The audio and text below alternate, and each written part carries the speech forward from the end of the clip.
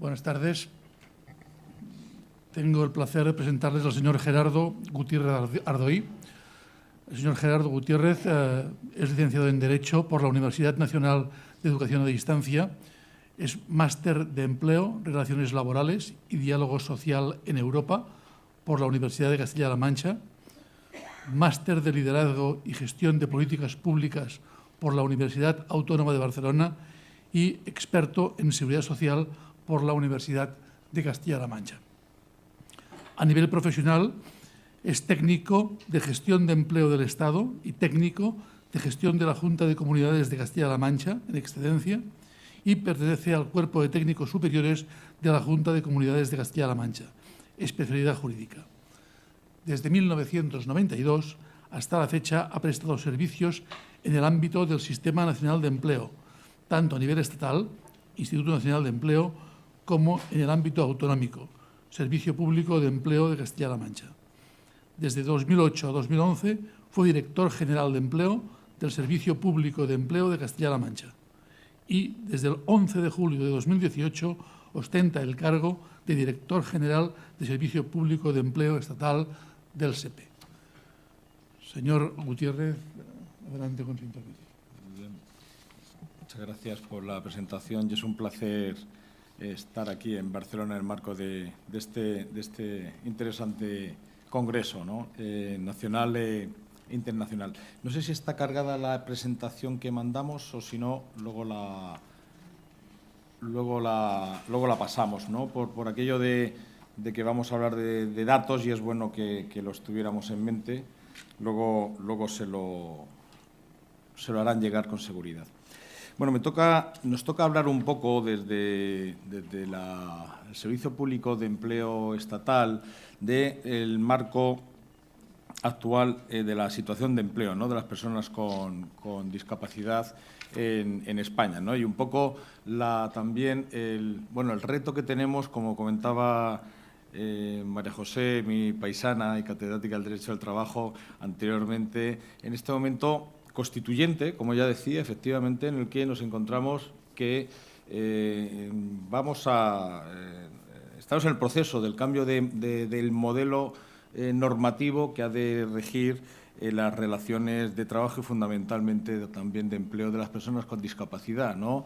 A partir de ese libro blanco que además tiene de empleo y discapacidad, de la que, por cierto, ella es directora académica, coordinadora académica también, y que además tiene un marco jurídico en el que ya la Estrategia Española de Apoyo Activo al Empleo ya tiene una disposición adicional que decía, la estrategia que se aprobó en diciembre del 2021, ya decía, lo veo por aquí, sí que lo tenemos, ya decía que teníamos que aprobar, que teníamos que potenciar, promocionar ese libro blanco y la propia ley de empleo que va mañana al Congreso y que va a ser aprobada, en unos días la tendremos en el Boletín Oficial del Estado, también hace referencia a este libro blanco.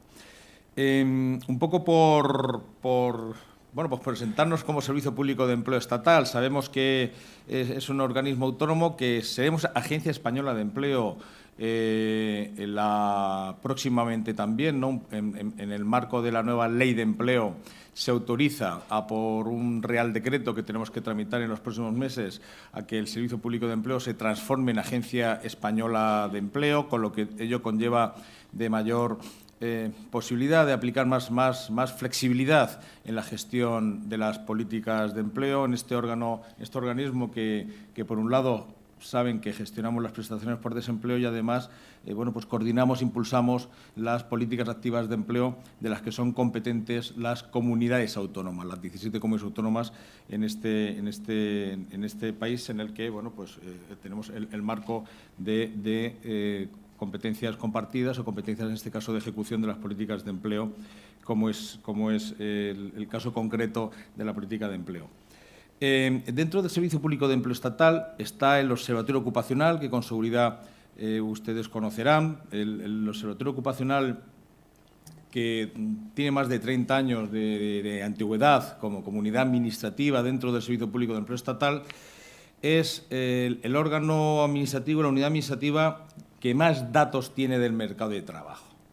De hecho, prácticamente con todas las universidades de este país tenemos un convenio y con otras entidades, con Barcelona Activa también, por cierto, de intercambio de datos, porque efectivamente si hay algún lugar donde se puede ver cómo ha evolucionado los datos de empleo en este país, desde luego los tenemos en este observatorio.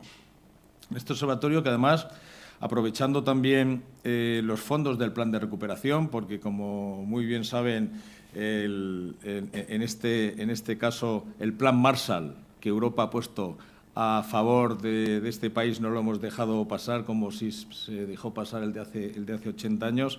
En este caso, el presupuesto del Plan de Recuperación, Transformación y Resiliencia se está aprovechando y se está aprovechando bien, y lo estamos usando también para la modernización tecnológica del Servicio Público de Empleo Estatal, y es muy importante por lo que significa que una unidad como esta del observatorio, como le estamos comentando, va a ser más fácil próximamente pues, poder extraer y trabajar sus datos, porque como bien sabemos, a partir de la calidad de los datos es cuando podemos adoptar las decisiones más adecuadas, ¿no? Y en ese momento es lo que pretendemos y estamos aprovechando muy bien la oportunidad.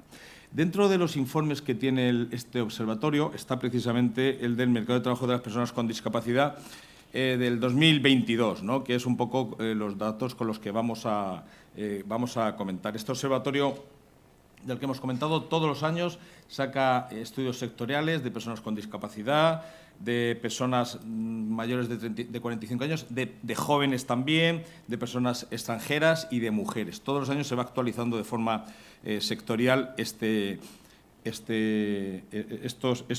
distintos estudios, ¿no? Con los datos que tenemos actualmente, para hablar sobre el perfil de la persona trabajadora con discapacidad, en este momento tenemos prácticamente 2 millones de personas en edad laboral que tengan discapacidad, entre 16 y 64 años. Tenían el certificado, 1.929.400, tenían este certificado de discapacidad que representan el 6,31 del total de la población comprendida en esta edad. Hay un dato que sí que con los del 21 que hay que dejar patente, y es que en el año 21 el montante total de personas con discapacidad fue algo menor, eso ha ocurrido por primera vez en la serie histórica, que con respecto al año 20, ¿no? O sea, lo digo por bueno, pues lo que con seguridad se puede deber a la crisis sanitaria, bueno, pues que influyó para que el dato del 21 con respecto al 20 tuviera al menos 4.000 personas menos. Es importante ponerlo en valor. De estas personas, de prácticamente 2 millones de personas, el 57% son hombres y algo más del 43% son mujeres. La mayor parte de las personas con discapacidad en edad laboral las tenemos entre el tramo entre 41 y 64 años, mientras que los menores de 25 años llegan a representar alrededor del 5,75%. La mayoría de las personas con discapacidad son inactivas. Este es el gran reto que tenemos, ¿no? Prácticamente el 65% se consideran personas inactivas. Tenemos una tasa de actividad de un 34,5%, cuando la tasa de actividad en el empleo ordinario es de más del 77%. Como tasa de empleo para las personas con discapacidad ronda el 27%, cuando la tasa de empleo en el empleo ordinario es más de es la mitad, este 27%, y la tasa de paro es un 22,5%, ¿no? Cuando tenemos ahora mismo un 12,9% de tasa de desempleo. Aquí es donde nos lo jugamos, ¿no? A partir de estos datos, en ser capaces de incorporar a más personas activas en el mercado de trabajo.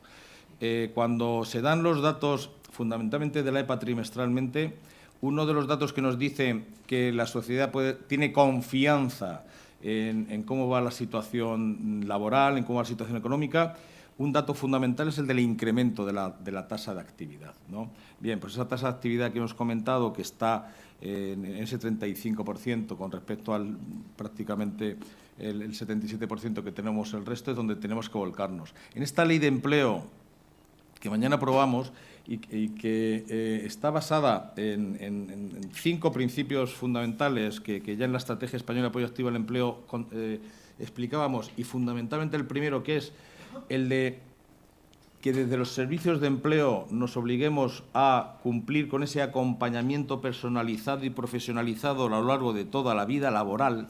En ese acompañamiento personalizado y profesionalizado a lo largo de toda la vida laboral es donde también hay que poner especialmente hincapié para aumentar esta tasa de actividad.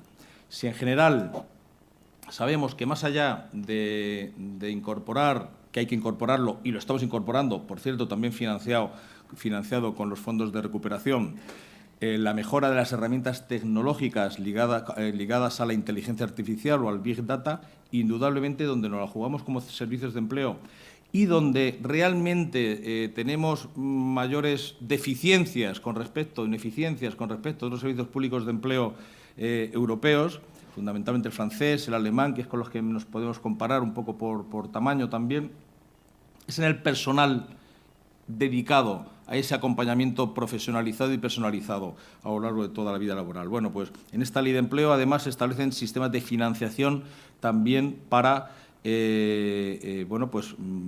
asegurar que ese personal, además de que lo podamos mantener, podamos también aumentarlo, ¿no?, para que ese acompañamiento sea real. Respecto al total de afiliados, actualmente en España, a diciembre del 22, tenemos algo más de 20 millones de personas afiliadas, 20.151.000, de los que personas con discapacidad son 315.850, un 1,57%. Respecto a la contratación, sobre el total de la contratación nacional hay un 1,7% de contratos de discapacidad con respecto a la media nacional. Esto es otro signo claro de menor acceso al mercado de trabajo. Quiero poner respecto a la discapacidad y a la ocupación un dato que llama la atención. Hemos dicho que personas afiliadas, es decir, personas que con su DNI estén afiliadas a la Seguridad Social, son esas 315.850. Sin embargo, en la EPA, en esa EPA trimestral que, como saben, se hace a partir de encuestas, donde fundamentalmente se le pregunta a las personas si han trabajado en la última semana, tenemos 518.000 personas. 518.000 personas ocupadas con discapacidad y afiliadas 315.000. Este gap de prácticamente 200.000 personas no lo tenemos en ningún otro ámbito. Es verdad que siempre en la afiliación hay cifras algo menor con respecto a lo que refleja luego la ocupación en determinados otros sectores de población, otros ámbitos de población, jóvenes, mujeres, pero este gap de 200.000 personas solamente ocurre en el ámbito de la discapacidad. No conocemos la razón, A lo mejor podemos apuntarla o podemos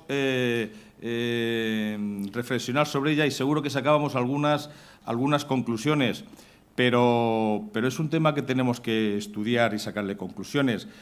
Puede estar ligado a empleo sumergido, por un lado, en donde en un momento dado se le pregunta a alguien que si está trabajando y diga que sí, pero no está dado de alta en la Seguridad Social. Aquí hay una parte de ello, indudablemente. Y, bueno, otro en la calidad del dato de los registros administrativos, que lo podríamos ver, pero claro, este dato es realmente a estudiar, porque ya bien sabemos que las personas con discapacidad que no están afiliadas, precisamente, el montante de ayudas y subvenciones y bonificaciones que tenemos puestas a favor de las personas con discapacidad, si no están afiliadas, no están. Con lo que, bueno, pues que sirva como reflexión general. La discapacidad más representada en la contratación en la física. El grado de discapacidad mayormente reconocido se concentra entre el 33 y el 44%. Este es otro dato también a sacar a colación. Las personas con discapacidad que están incorporadas al mundo laboral tienen una discapacidad entre el 33 y el 44%. Es decir, que las personas con más discapacidad, que, como es normal, tienen mayores problemas de empleabilidad, son las que no tenemos incorporados en los registros ni de contratos, ni de afiliación y, lógicamente, con menos incorporación al mundo laboral. Claro, cuando nos planteemos como nos estamos planteando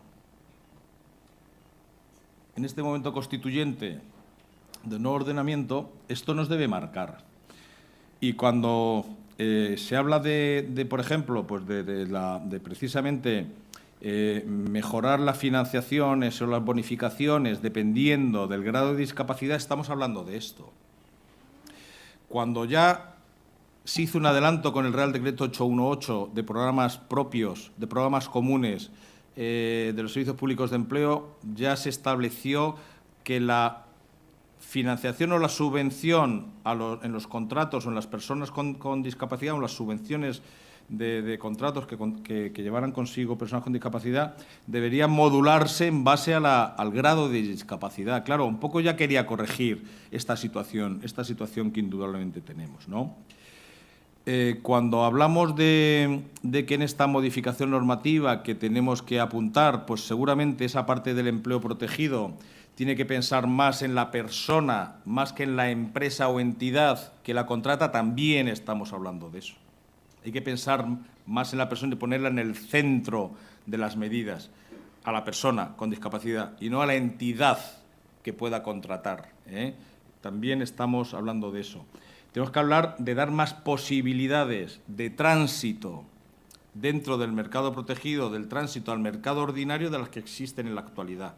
De eso también estamos hablando, ¿eh? Y que realmente el empleo protegido se quede en el ámbito pues absolutamente o únicamente que sea necesario, ¿no? Y un poco por ahí van las ideas que siempre lanzamos cuando tenemos oportunidad de hablar de estos datos y que, bueno, más allá de que ahora cuando se haga público el libro blanco de discapacidad tengamos que desarrollar, pero entre otros puntos, estos que acabamos de comentar, entre otros retos para incorporar en la normativa, estos que acabo de comentar, pues tendremos que reflexionar al menos, ¿no? Reflexionar con el sector. Con el sector también, ¿no? Además en el ámbito político y en el ámbito técnico, desde luego con el sector. Con el sector, como bien sabéis, con los representantes del sector en el último Real Decreto Ley, bueno, el último, que además ha sido el primero del 2023, que se ha aprobado el Real Decreto Ley 1, donde se ha aprobado el nuevo marco de las bonificaciones a la contratación para personas con discapacidad. Bueno, pues precisamente en ese diálogo con el sector es donde se determinó que, bueno, no era el momento de incorporar modificaciones importantes, o sea, ninguna modificación en el ámbito de las bonificaciones, sino que era mejor dejarlo aparcado durante el tiempo suficiente a que tengamos las conclusiones, por un lado, del libro blanco y podamos tener, con un poco más de tiempo y sosiego, la posibilidad de incorporar estas nuevas medidas, ¿no?, que indudablemente tenemos que incorporar. Presupuestariamente, porque bueno, la inversión que se hace del Servicio Público de Empleo es importante ponerla también en valor. Saben que hay dos vías de financiación. Una vía bonificaciones, que es directamente a bonificaciones a la contratación, que eso son bonificaciones estatales, y me dicen que abrevie. Bien, pues tenemos bonificaciones estatales que, como digo, invertimos alrededor de 900 millones de euros en bonificaciones a la Seguridad Social y, además, por conferencia sectorial de lo que distribuimos a las comunidades autónomas, en las que al tiempo las comunidades autónomas regulan sus propias subvenciones, ¿eh? El año pasado, en el cómputo total, fueron unos 2.700 millones los que se distribuyeron a las comunidades autónomas y que es con lo que gestionamos políticas activas de empleo. Del presupuesto del SEPE tenemos unos 29.000 millones de euros, tuvimos en el año 22. 3.500 millones, prácticamente 3.600 millones, se invirtieron en personas con discapacidad. Actuamos a través de bonificaciones, de subvenciones al empleo por cuenta propia y ajena, la capitalización o pago único también y, desde luego, las reformas e inversiones que estamos haciendo con el plan de recuperación. Hago especialmente hincapié en la capitalización o pago único de la prestación porque en los últimos 30 años, está regulado prácticamente del año 84, 36 años, 37 años, ya casi 40, por cierto. Es una de las líneas de financiación para el autoempleo más importantes que tenemos en este país, la capitalización. También la capitalización de la prestación por desempleo, también para las personas con discapacidad. Es importante ponerlo en valor. Las subvenciones, como conocen, tenemos por un lado subvenciones directas a los salarios en los centros especiales de empleo y a la seguridad social. Y también al emprendimiento por 770.000 millones. Y por hacer hincapié en las inversiones que se están financiando con el plan de recuperación, tenemos, habiendo realizado la transferencia también a las comunidades autónomas, bueno, pues dentro del componente 23, convocatorias realizadas para personas con problemas especiales de acceso al empleo, en donde entrarían desde luego las personas con discapacidad, y son distintas las líneas que las comunidades autónomas tienen para financiar el empleo, el acompañamiento, las inserciones. Y dentro de la ley de empleo que se aprueba mañana se ha incorporado un eje específico de discapacidad. Esto es importante, había 6 ejes. La discapacidad antes estaba dentro del eje de igualdad de oportunidades y ahora se ha desgajado en la ley de empleo para que aparezca la foto de lo que es la discapacidad y se le puede hacer quizá mejor el seguimiento y mayor transparencia. Por supuesto, está también alineado todas las inversiones y reformas que se están incorporando con el contexto de la propia Unión Europea, ¿no? Con la Estrategia para los Derechos de las Personas con Discapacidad 21-23, en donde sabéis que se ha aprobado también, bueno, pues un espacio en donde se ponen a disposición de todo el que lo quiera visitar, incluso las buenas prácticas que los distintos países realizamos en materia de políticas de empleo y discapacidad. Entonces, para terminar, simplemente hacer especialmente hincapié en que estamos en un momento estratégico en el que, más allá del ruido, que hay mucho, el trabajo que se está haciendo, desde luego, es el que está sentando las bases para cambiar de raíz también de forma estructural, como se ha hecho con muchas de las reformas estructurales que se han hecho en estos últimos años, incluida la reforma laboral, ¿no?, de la que ahora hemos celebrado un año y de la que estamos especialmente satisfechos, ¿no?, en el que para jóvenes y mujeres especialmente la contratación indefinida ha crecido de forma exponencial. Pues también en el ámbito de empleo y discapacidad la reforma será estructural. Ahora que tenemos Boletín Oficial del Estado para publicarlas y también inversiones para presupuesto para poder invertir y, lo que es más importante, también vocación política para hacerlo. Así que con esto yo acabaría y quedo a su disposición para cualquier pregunta.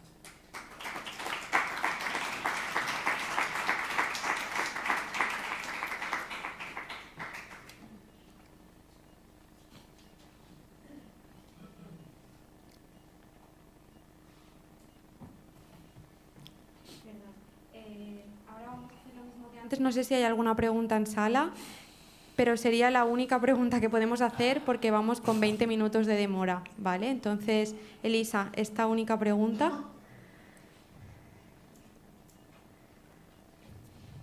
Gracias. Buenas tardes. Mi pregunta es bien clara. Con lo que se traspasa a las comunidades autónomas, ¿creen que es suficiente para la financiación de la subvención del salario mínimo interprofesional? ¿O en algunas comunidades autónomas esto es inferior a lo que se necesita? A las comunidades autónomas, con carácter general y en base a la flexibilidad que tienen entre ejes, porque esto que efectivamente es una pregunta que prácticamente todos los años nos hacen cuando transferimos el presupuesto. Y para que quede claro, y como nos gusta ser muy transparentes, hasta el año 2010, 2011, yo estaba entonces de director general en Castilla-La Mancha, le decíamos al SEPE, oye, no nos transfieras todo por programas y es mejor que no transfieras por ejes, y nosotros, en las comunidades autónomas, en base a nuestra realidad territorial, haremos la distribución presupuestaria que tengamos que hacer para organizar los programas y servicios, para atender a las necesidades reales, porque conocemos en los territorios, en las comunidades autónomas, cómo lo debemos hacer. Eso se hizo, lo hizo el Gobierno, en ese momento era ministro Valeriano Gómez, en el año 2010, 2011. Ese sistema se ha mantenido a lo largo de los años. Actualmente seguimos transfiriendo y transferimos por ejes. ¿Qué quiere eso decir? Que dentro de ese margen de amplia flexibilidad que tienen las comunidades autónomas, y dependiendo de su apuesta definitiva de querer cubrir o no todos los gastos, el 100% de los gastos, o no quererlos cubrir, pues hace las convocatorias. Yo creo que con esto he contestado, ¿vale?